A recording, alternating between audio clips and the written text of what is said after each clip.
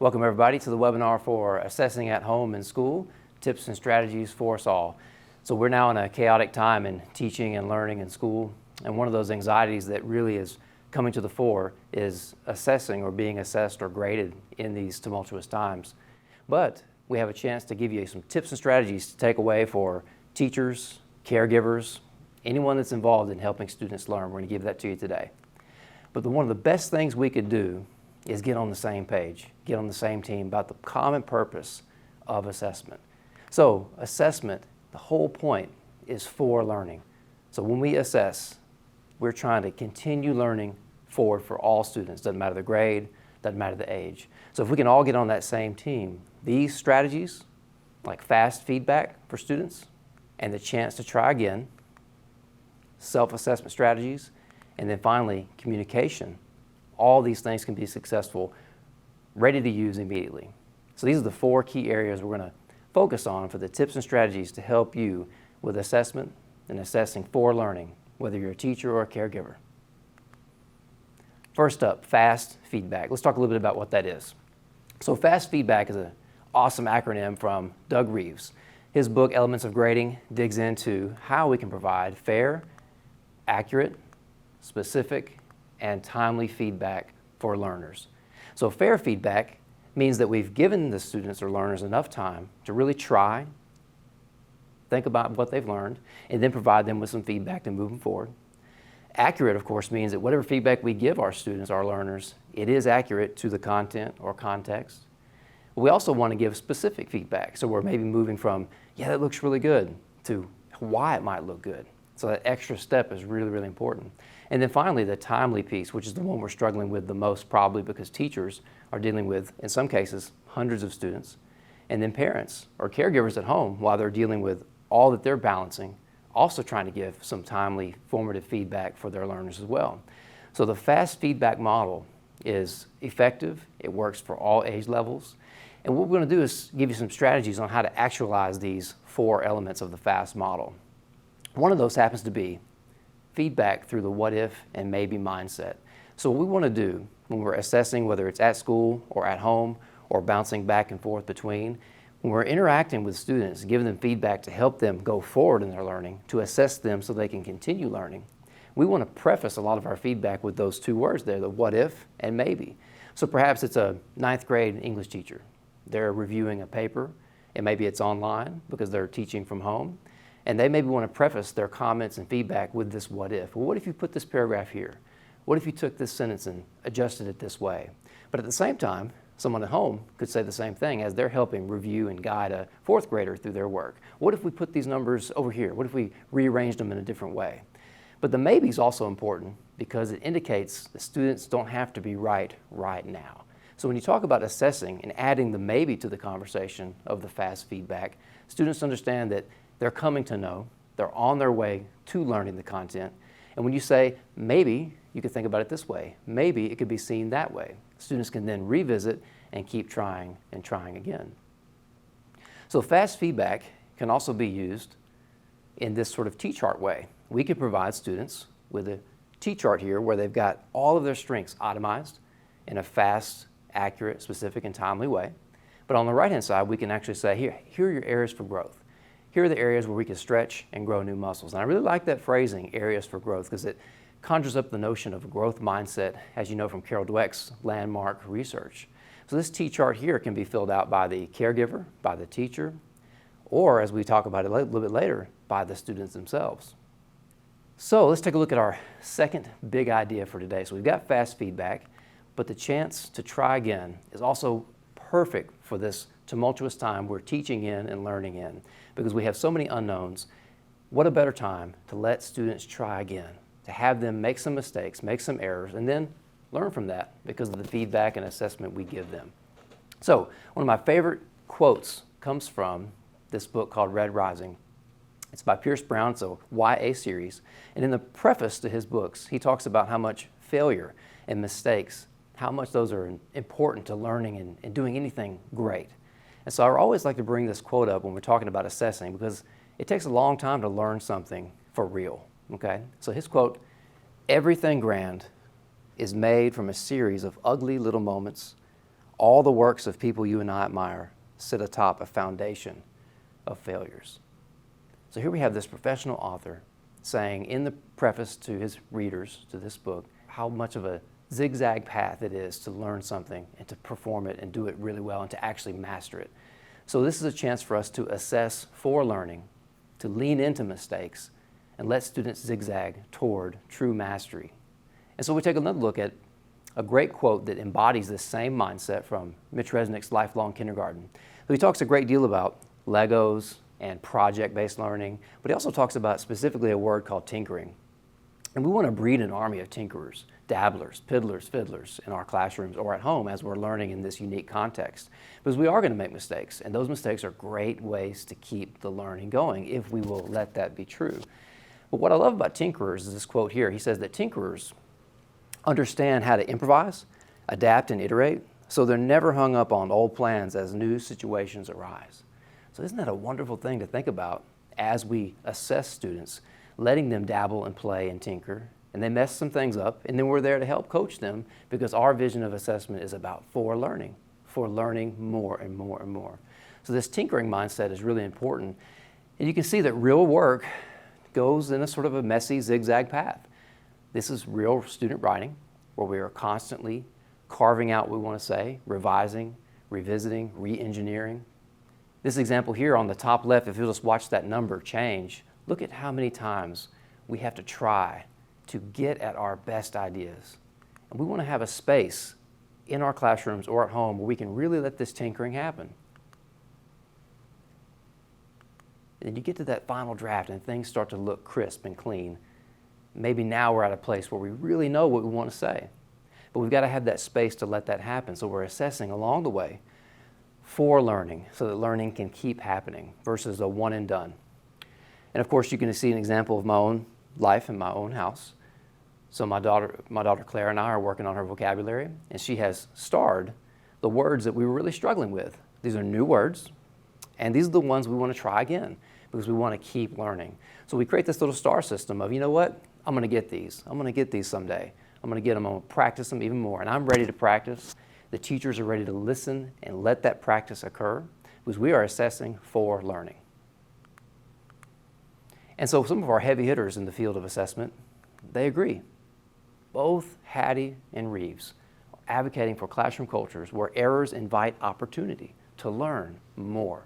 So when we're assessing, either at home as a caregiver or in the classroom, do we invite opportunities to learn more as errors arise?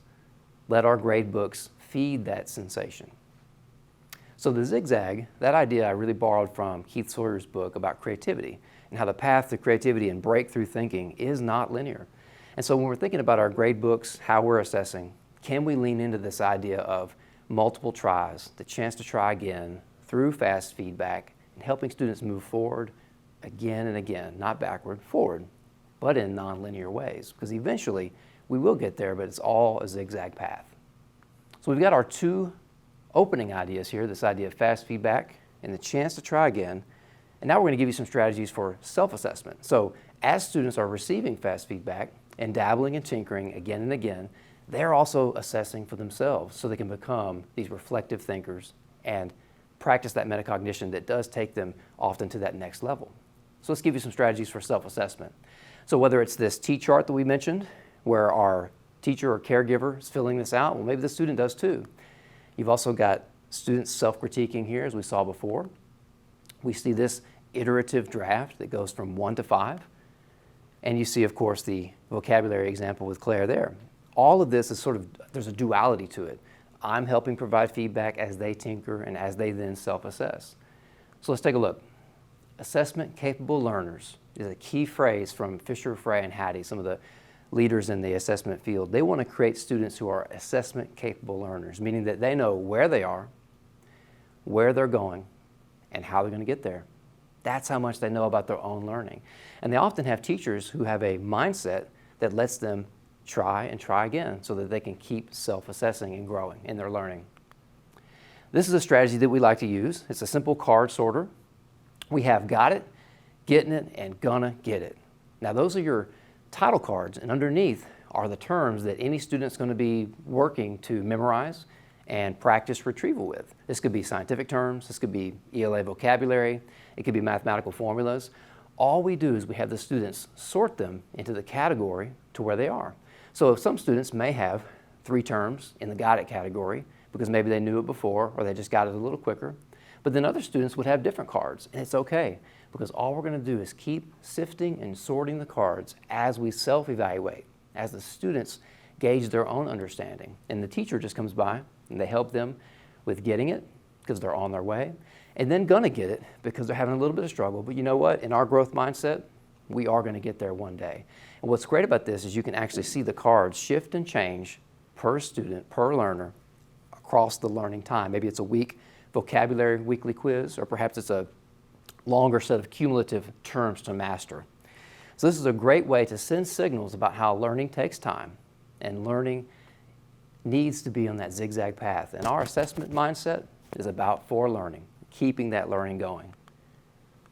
Our next example, we actually use here, freshman writing at the university. Students actually self-evaluate on those same 3 categories, and they track their progress over time. So you don't have to necessarily use the sorting cards, but you can use it in this way as well. And then what's really great at the end is that the student actually provides a self-comment, but it also goes to the instructor. And the student there, if you can read that, it says, is there an easy way to remember ethos, pathos, and logos? So we're looking at rhetoric and creating arguments. So guess what the teacher now gets? They get instant data to then change their lesson plan, add that into the next lesson to clarify that for that student and likely others. So this is sort of a duality here. The student is self-evaluating on how they can grow new muscles, and then we will design custom learning experiences for them to then go practice and in fact grow those new muscles. So self-evaluation is a huge part of assessing for learning. And we can also have them become these reflective thinkers, reflective students and learners. And these are my favorite reflective cues from a book called Make It Stick. This is an outstanding book. I highly recommend it. It's the subtitle there that's really interesting too, The Science of Successful Learning. And so they have 3 key questions for thinkers in all domains, whether it's fighter pilots or surgeons or folks in the military or even college level students or high school, it doesn't really matter. These 3 questions are essential for self-evaluation and providing yourself feedback to move you forward. They are as follows. We have what went well. So you have students reflect on that, perhaps after a project or a presentation, or maybe even just a test. They can self-evaluate that, write about that, reflect, and then the teacher would engage with what they say and then help them keep going. Question 2, what could have gone better? So let's dig in on things where we had near misses. We just were almost there. And how can we adjust? Oh, simple error. I mixed my numbers up. I know I can try that again. But maybe this other question, I really did have a lack of understanding and I want to know more. And then the third question, what might I need to learn or practice or learn to do to get better next time? So this actually helps students create a plan of action on how to keep their learning going forward, how to grow those new muscles.